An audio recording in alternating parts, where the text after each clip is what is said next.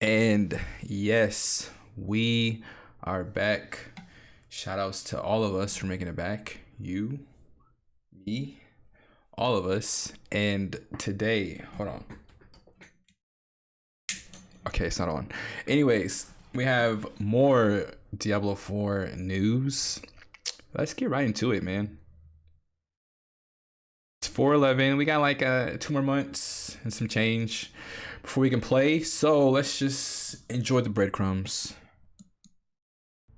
Diablo 4 just got some new quality of life updates as confirmed by Lord. Blizzard, plus a new interview with the devs reveals just how much story content we can expect post-launch. Plus, Diablo 4 lore book was just teased, revealing a horrifying new enemy we can expect to battle. Also, finally, I did a thing, Lore guys. book? YouTube Oh. actually reached out to me recently and walked me through the YouTube memberships, and I was like, yeah, maybe I could do something with this, so I created some emotes based off the most iconic actor in human history, Steven Seagal himself. I mean, I always wonder, where is this guy's Oscar?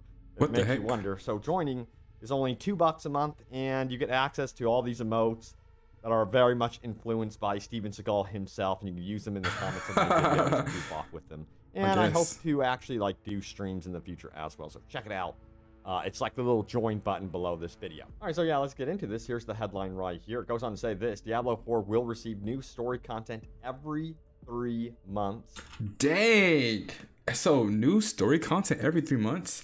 That is actually pretty interesting. I don't know. I guess that's not crazy. I mean, I guess Path of Exile does this, but because Path of Exile's initial story is such a slog, you don't care. But they, in hindsight, they are kind of introduced. The characters are introduced, and some of them do stay, like the the delve dude becomes someone you can just have in your. He becomes important. He kind of incorporates himself in your game eventually. If it's meaningful, which I doubt it will be, but Blizzard is better at telling stories than GGG. So I mean, they have more experience. I'm not knocking them, but that's kind of cool, I guess.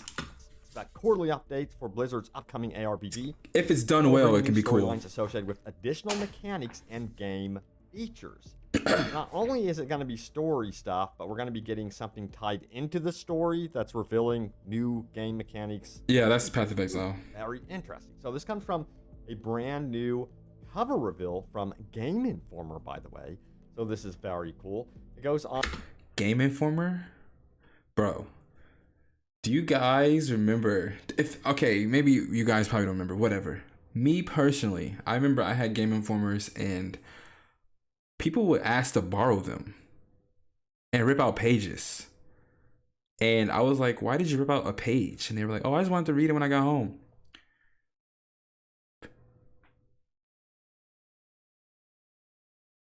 Me and you both know you don't read when you go home. Bro, why'd you rip the page out?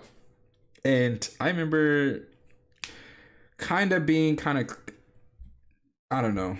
I remember having them and people were like, that's not reading right. I'm like, I'm definitely reading.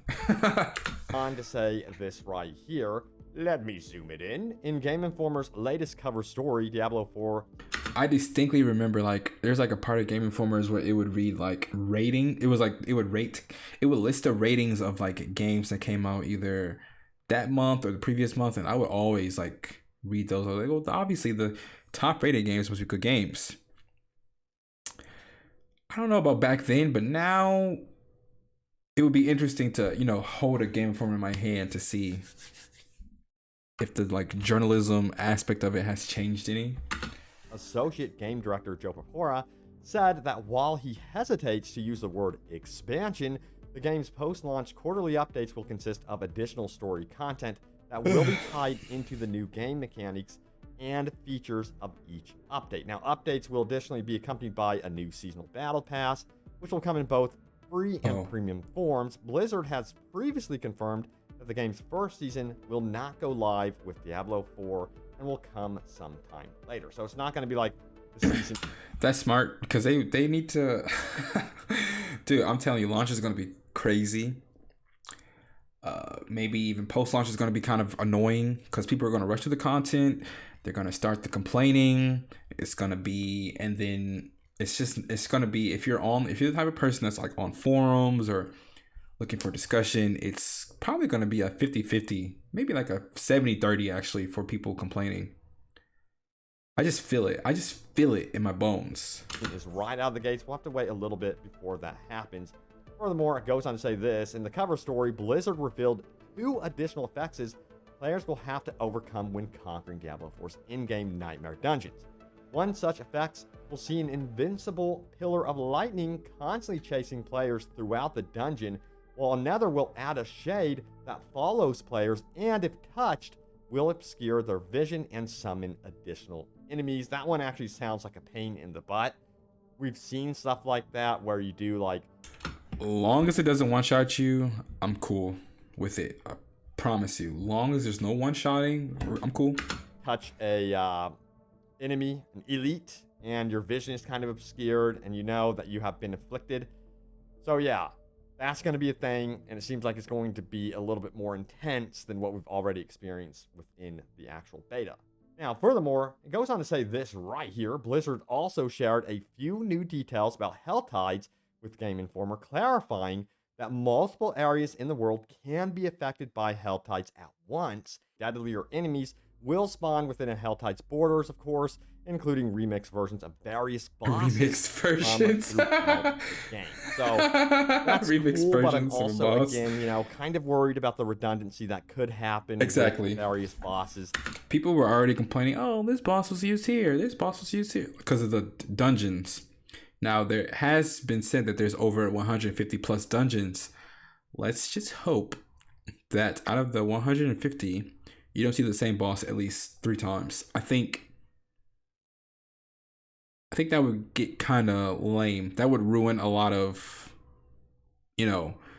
my immersion, quote unquote, if you happen to see the same boss in a dungeon like area multiple times, or like the end of an Act 1 boss again in another dungeon. It would kind of make it feel, I don't know, kind of scuffed in a way. But personally, long as it depends on the fight. It depends on the fight 100%. Like, as long as it's not the most annoying boss and or fight, it should be okay.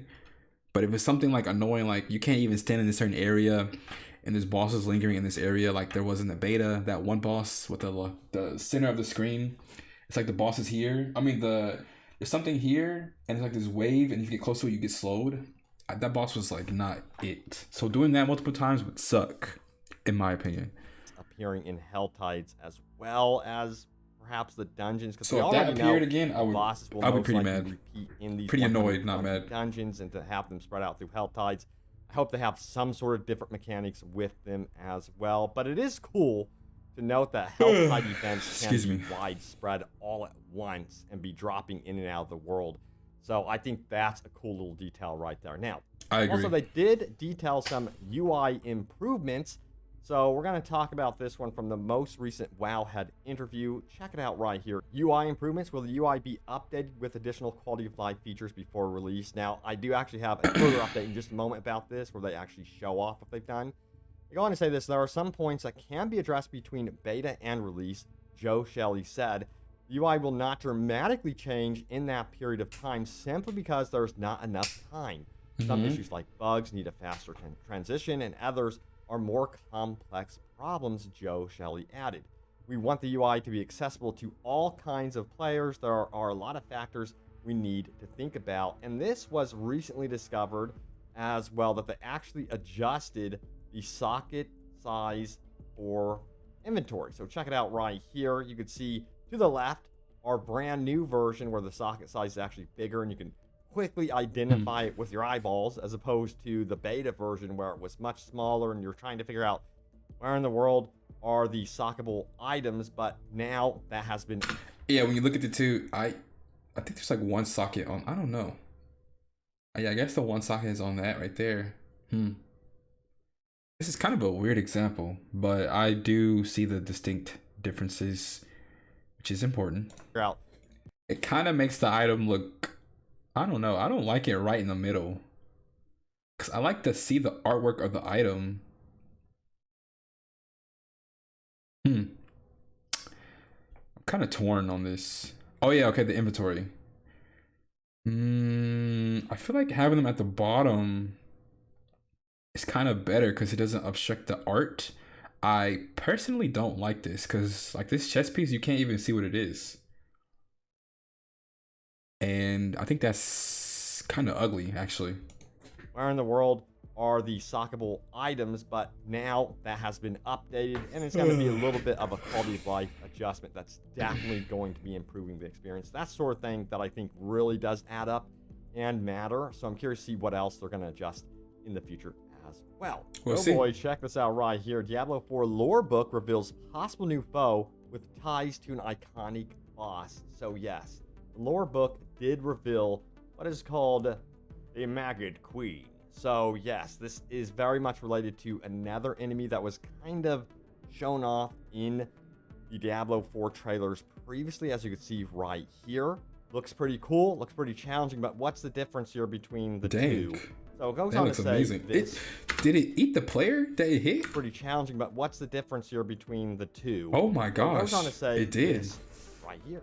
Zoom it in. It's tough. The Maggot Queen's appearance is evocative of Durell, the Lord of Pain. The Lesser Evil was the final boss of Act 2 in Diablo 2 and is also referred to as the Maggot King.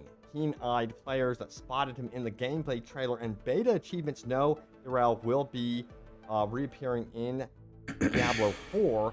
Given the similarities in their visual design and naming conventions, the Maggot Queen may be a powerful monster or even a mini-boss that players must contend with when battling Durell's minions. So that what kind of name is Durell? And this could actually be one of those bosses or sub-bosses that appear during Helltides that you might be facing off against on occasion as well. Durell. Which would actually be really, really cool. Now, if you're wanting to prep for the launch of Diablo 4, there is a really, really cool and useful build calculator tool. As you can see right here, yeah, this thing is really cool. So you can select your class, of course.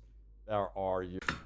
If you are doing this, you need to go outside.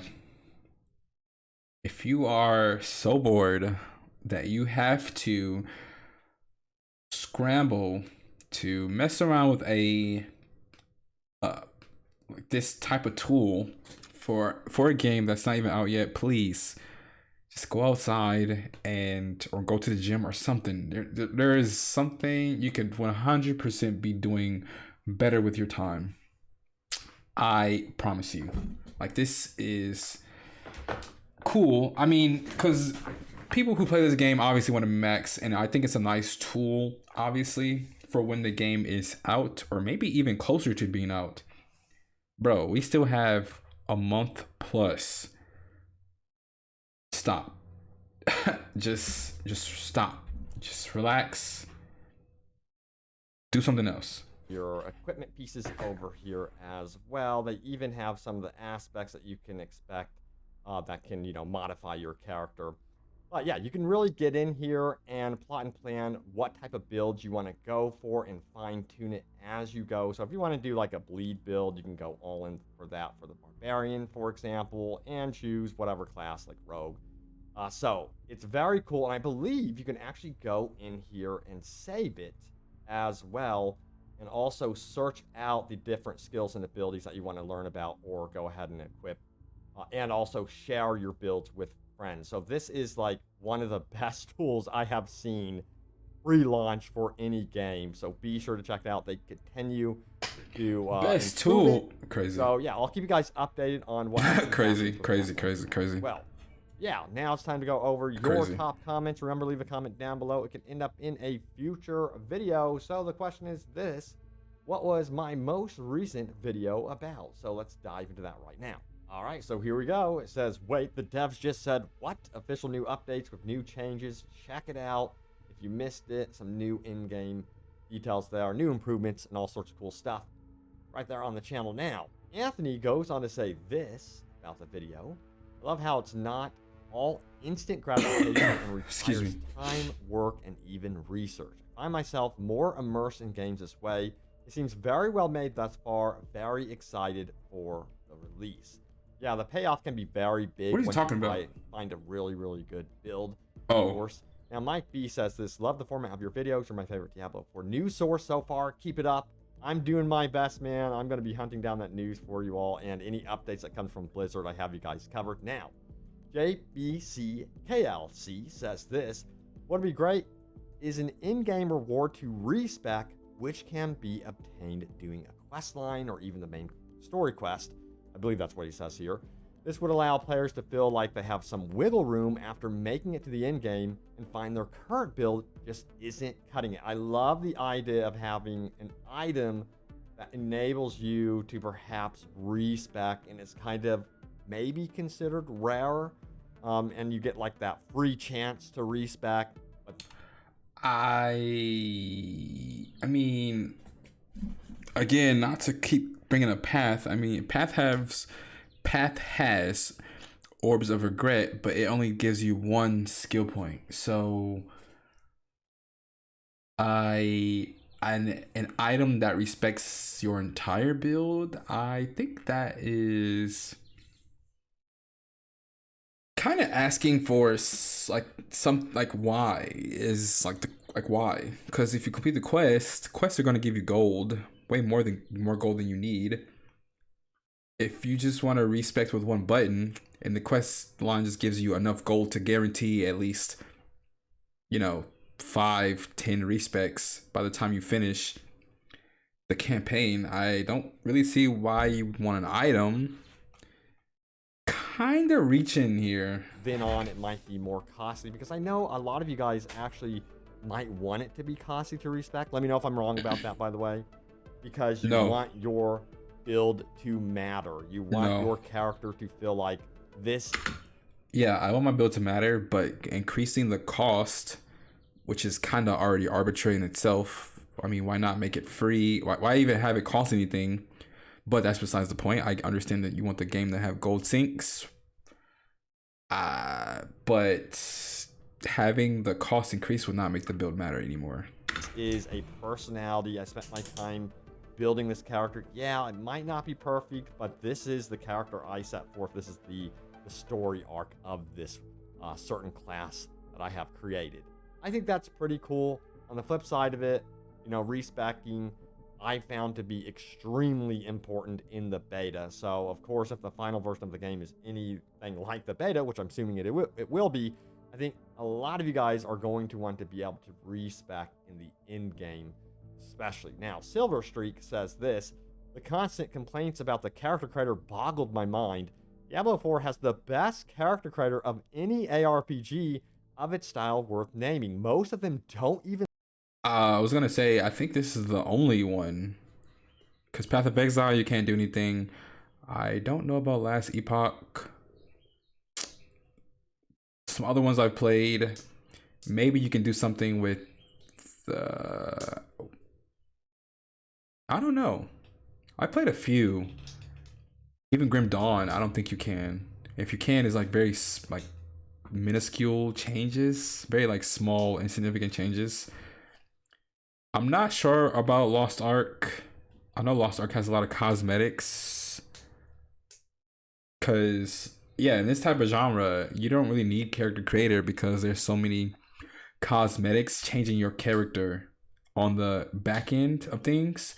So it doesn't matter if your character is tall or short or small, what their skin tone is, what their eyes look like, what tattoos they have or don't have.